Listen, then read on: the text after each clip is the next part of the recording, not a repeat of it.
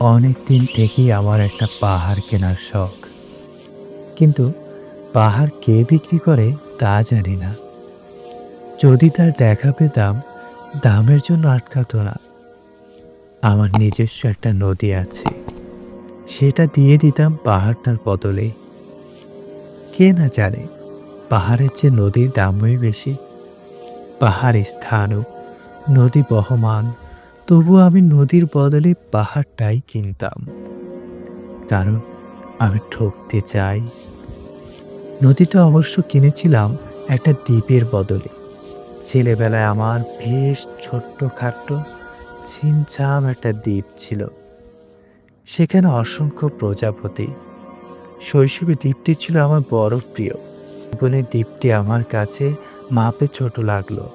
প্রবহমান ছিপছিপে তন্বী নদীটি বেশ পছন্দ হলো আমার। বন্ধুরা বলল, ওইটুকু একটা দ্বীপের বিনিময়ে এত বড় একটা নদী পেয়েছিস, খুব জিতেছিস তো মাহেরি। তখন জয়ের আনন্দে আমি বিহ্বল হতাম। তখন সত্যি আমি ভালোবাসতাম নদীটিকে। নদী আমার অনেক প্রশ্নের উত্তর দিত। যেমন, বলো তো, আজ সন্ধেবেলা বৃষ্টি হবে কিনা? সে বলতো, আজ এখানে দক্ষিণ গরম হাওয়া, শুধু একটি ছোট্ট দ্বীপে বৃষ্টি। সেই কি প্রবল বৃষ্টি, যেন একটা উৎসব। আমি সেই দ্বীপে আর যেতে পারি না। সে জানতো, সবাই জানে, শৈশবে আর ফেরা যায় না। এখন আমি একটা পাহাড় কিনতে চাই। সে পাহাড়ের পায়ের কাছে থাকবে গহন অরণ্য। আমি সে অরণ্য পার হয়ে যাব, তারপর শুধু রুক্ষ কঠিন পাহাড়।